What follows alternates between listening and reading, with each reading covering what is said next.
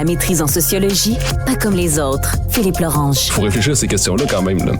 Alors, Philippe, tu as signé un texte dans la section Faites la différence du Journal de Montréal, Finances d'un Québec souverain, surmontons nos vieilles peurs. On a peur, mais là, tu sais, c'est comme... Là, il est arrivé avec un budget, PSPP, regardez, si on fait l'indépendance, ça va être viable économiquement, tout ça. On les a toutes, ces informations-là. À un moment donné, il faut que tu sautes. Faut que tu sautes dans le vide en disant c'est correct, mais là, c'est ça qui nous manque. Mais j'ai aimé ton analogie d'hier, c'est-à-dire si on va faire un saut en parachute à un moment donné, même si tu as toutes les informations, il faut le moment de courage pour sauter. Et donc, c'est ça dont a besoin le Québec, parce que tous ces débats-là sur les finances d'un Québec souverain, l'économie, au fond, ces études-là ont été faites maintes fois. C'est très bien que Paul Saint-Pierre Plamondon refasse l'exercice, parce que, bon, l'économie change toujours.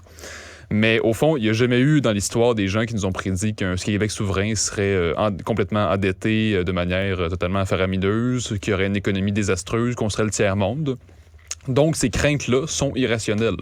Donc, le débat rationnel comme tel nous montre que même les fédéralistes le disent que c'est viable, puis ils le disent eux-mêmes. Là. Ils vont dire il y a juste la transition qui a peut-être un peu d'incertitude. Oui, mais c'est un peu comme n'importe quoi. Je veux dire, si, comme je disais hier, si un jeune veut déménager, veut sortir de chez ses parents, ben, il va avoir une transition. Il va falloir qu'il s'achète des meubles, qu'il paye l'hydro. Donc, il y a une période de turbulence normale, comme dans n'importe quelle transition dans les étapes importantes d'une vie, non seulement une vie individuelle, mais une vie collective. Donc, pour moi, le débat est moins irrationnel qu'au fond dans les vieilles peurs. Parce que dire que les Québécois ont encore peur qu'on a besoin de l'anglais pour subsister, on a besoin de son argent, sinon tout va fermer. Donc, c'est encore des vieilles peurs qui s'entretiennent parce qu'on n'est jamais devenu un pays indépendant. Donc, une mentalité de colonisé qui s'est entretenue au fil du temps, qui s'est transmise de génération en génération, de telle sorte qu'on se retrouve aujourd'hui à ce qu'il y ait une bonne partie de la population qui s'imagine que les Québécois, sans le Canada, on va être pauvres, on va être beaucoup moins riches, on va avoir un niveau de vie bien plus bas. Mais au fond, ce qu'il nous faut, c'est vraiment surmonter des vieilles peurs parce qu'elles ne sont pas réelles. Elles n'ont pas rapport avec la réalité. C'est juste vraiment une mentalité de coloniser qui se perpétue. Ben, il y a un auditeur, Stéphane Blouin, que je salue. Il m'envoie tout le temps des affaires, Stéphane. Regarde ça, il m'envoie ça. Là, ça date de 1972. C'était la page couverture de Québec Presse, qui était un journal de l'époque. Si le français devient langue de travail, 27% des Anglais vont s'en aller. Bouh! Il y a toujours des vieilles peurs comme ça. Hein? Ben oui, ben là, on fait exactement la même chose là, avec les frais de scolarité pour les étudiants canadiens anglais. Mais là, tous les grands cerveaux qui étudient à McGill et à Concordia, ils viendront plus, puis là, on va se retrouver à jouer du banjo tout nu. Et moi, ce qui me fait rire avec ce débat-là, c'est que déjà, de un, c'est une mesure qui est appliquée depuis 2019. Donc, à ce que je sache, je pense qu'en 2018 et avant, McGill était encore très puissant. Là. Donc, je pense pas qu'en revenant à la situation d'il y a 5 ans, ça va être la fin pour Concordia et McGill, même Bishop. Là. C'est-à-dire, il faut des actions importantes pour refinancer les universités francophones. Oui. Parce que justement, comme tu dis, on a peur qu'on perde des cerveaux anglophones, mais on parle jamais de nos talents dans les universités francophones qui, eux, s'en vont. Parce que, justement... Ils ont pas assez de moyens. L'UQAM n'a pas une très bonne réputation, puis c'est pas très bien financé. Donc, elle arrive difficilement à garder les grands talents et à en chercher, à en trouver. Même chose pour l'Université de Montréal. Quand on regarde l'Université de Montréal, c'est une université qui stagne, qui pourrait faire beaucoup plus qu'elle ne fait actuellement.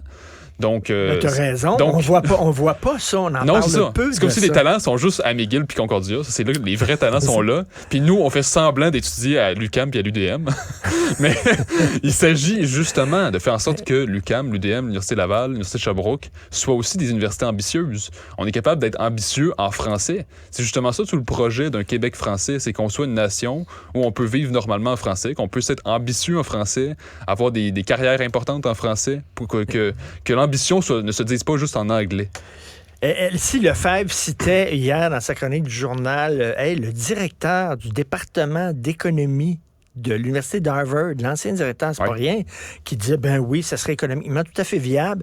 J'ai lu dans le Edmonton Journal hier un éditorial en disant, ben oui, le Québec pourrait tout à fait vivre puis s'en tirer bien parce qu'ils ont une économie forte.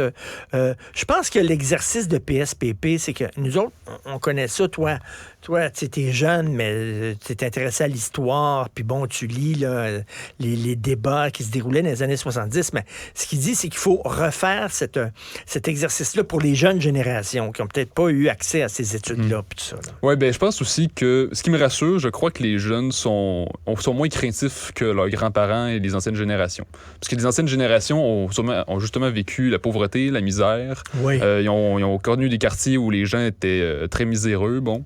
Tandis que les jeunes n'ont pas grandi dans ce contexte-là. Ils ont grandi dans un Québec fort. Oui, plus en tout cas. Ouais. Donc, je pense qu'ils n'ont pas la même peur qu'un Québec devienne pauvre après l'indépendance, parce qu'ils savent très bien, ils savent c'est quoi le Québec actuellement. Ils savent qu'on a tous les services, qu'on a un très bon niveau de vie. Donc, c'est certain qu'ils vont se poser d'autres questions, à savoir est-ce que c'est pertinent pour l'identité, la culture. Ben c'est ça, parce qu'ils vont dire, là, si on a réussi à se développer économiquement au sein du Canada, quel est le problème? Fait qu'ils vont dire quel est le problème? Mais après, il y a d'autres problèmes parce que, par exemple, on ne gère pas nos frontières. Donc là, on se fait imposer des milliers de clandestins au chemin Roxham. Puis après, c'est plus Québec qui paye la note, mais c'est pas nous qui contrôlons les frontières. Donc sur plein de décisions, même sur la politique migratoire, on se fait imposer une immigration massive alors que nous, on veut des seuils plus raisonnables pour mieux intégrer. Sur la crise du logement, ben pourquoi s'il y a une telle hausse des loyers? C'est parce qu'on reçoit trop de monde trop rapidement. C'est le Canada qui décide de ça. Donc, on peut expliquer ces genres de choses-là aux jeunes, puis ils peuvent très bien comprendre. Mais ce que je pense que, pour une fois, quelque chose de positif avec ma génération, là, c'est qu'elle est peut-être moins craintive pour l'économie du Québec, parce que, justement, on s'est émancipé partiellement. On a montré qu'on est capable de subsister par nous-mêmes. Puis, justement, économiquement, on est une économie diversifiée. On n'est pas juste basé sur le pétrole. Parce que, par exemple, des pays comme l'Algérie, le Venezuela, où que le pétrole va pas bien, ben, le pays est en échec total. Parce que nous, on est une économie diversifiée, puis on a le fleuve Saint-Laurent. Ça, c'est sur le plan géopolitique, c'est incroyable, là. On peut avoir des échanges maritimes, on a des aéroports. On est déjà très solide économiquement. On est à côté des États-Unis. Il n'y a aucune raison de craindre un échec total, un effondrement total. Tu cites justement, à la fin de ton texte, tu cites la fameuse phrase de Jacques Parizeau, « N'ayez pas peur ». Moi, je dis qu'il faut, on jase, mais là, il va falloir s'inspirer de Nike. Just do it. Ça devrait être notre slogan. Le slogan de Nike, qui est le meilleur slogan publicitaire, là, selon moi, là, qui a jamais été créé. Just do it. Ah oui, fais-le. Arrête d'en parler, tu vas faire l'exercice un jour. Fais-le, vas-y au gym, cours. La même chose, elle saute. Mais ce qui est bon avec le chef du PQ, c'est que là, il y va pour vrai. Parce que pendant des années avant PSPP, les chefs du PQ disaient « Je vais faire un référendum dans un deuxième mandat, je vais attendre les conditions gagnantes. » Puis on comprenait pourquoi ils faisaient ça, parce que c'était pas à l'ordre du jour dans les débats. Puis chaque fois qu'un politicien voulait amener ça, ben tout de suite, ça paraissait mal. Puis les libéraux disaient « La cage aux morts, on va vous enfermer dans un référendum. » Bon, tandis que là, on n'est plus dans ce contexte-là, parce que les gens comprennent de mieux en mieux l'intérêt de l'indépendance pour survivre collectivement. Et là, je pense que cet enjeu-là prend au dépourvu beaucoup François Legault, parce que François Legault était élu pour chasser les libéraux. Il a pas l'air bien, hein? Non, il a pas l'air bien du tout. Et justement, on l'a vu en chambre, il dit que c'est des vieilles chicanes, en voulant dire, parce que c'est comme ça qu'il a fondé la CAQ, rappelons-nous. Il a dit la souveraineté, la fédération, c'est des vieilles chicanes. Là, faut parler des vraies affaires, il faut faire le ménage dans des questions d'éducation, santé, économie. Donc moi, je suis là avec la CAQ pour faire le ménage dans ces enjeux-là. Puis par la suite, un jour, on reparlera d'indépendance. Sauf que là, le jour prochain, c'est aujourd'hui. Et là, on dirait qu'il n'a pas pensé à ça. Puis aussi, je pense que François Legault, c'est un homme qui navigue beaucoup à courte vue. C'est un homme, rappelons-nous, qui commande beaucoup de sondages.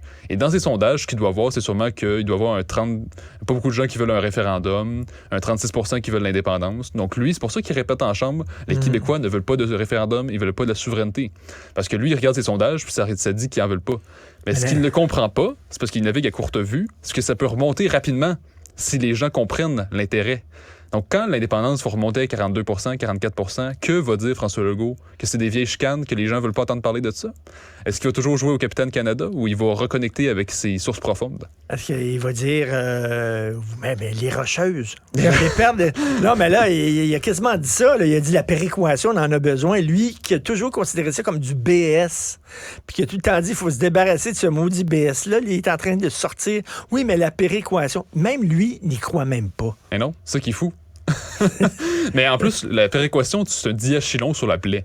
Parce que, oui, on reçoit de la péréquation, mais rappelons-nous quand même qu'on y contribue aussi. Donc, en termes nets, on reçoit 9,6 milliards.